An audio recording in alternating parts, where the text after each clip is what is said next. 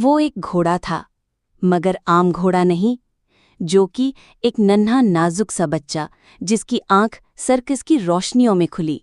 लेकिन वो पिंजरे, वो तालियां, वो रोशनी उसे आज़ाद हवा की याद दिलाती थी। उसकी माँ चाहती थी वो फन सीखे, करतब दिखाए, ताकि सर्कस वाले उसे बेच ना दें।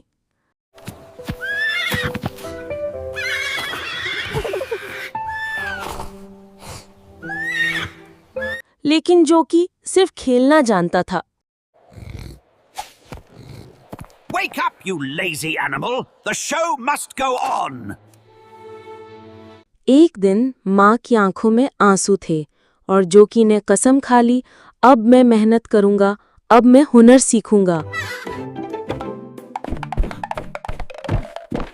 Oh, wow! Good boy!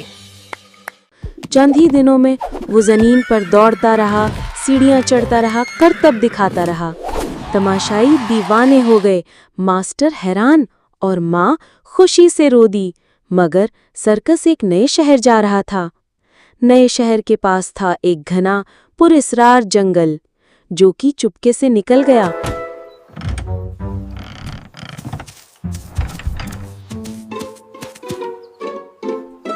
और उसने वो देखा जो उसने कभी ना देखा था। शेर, खूनखार, जबरदस्त और तैयार शिकार के लिए।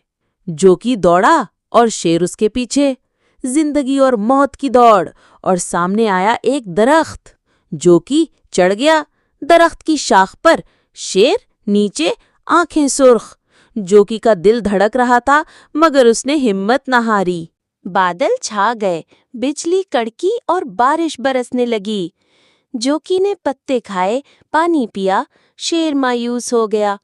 और फिर शेर लौट गया। जोकी ने आसमान की तरफ देखा, शुक्र अदा किया और दौड़ता दौड़ता अपने खेमे तक पहुंचा। सब खुश हुए, माँ ने गले लगाया और जोगी ने सोचा, हुनर कभी ना कभी जरूर काम आता है। प्यारे बच्चों, याद रखो, हुनर सीखने की लगन और माँ बाप की बात मानना हमेशा तुम्हें जिंदगी में बचा सकता है। जोकी की तरह अगर तुम मेहनत करो तो हर खतरे से निकल सकते हो। कभी मत भूलो, हुनर कभी ना कभी जरूर काम आता है।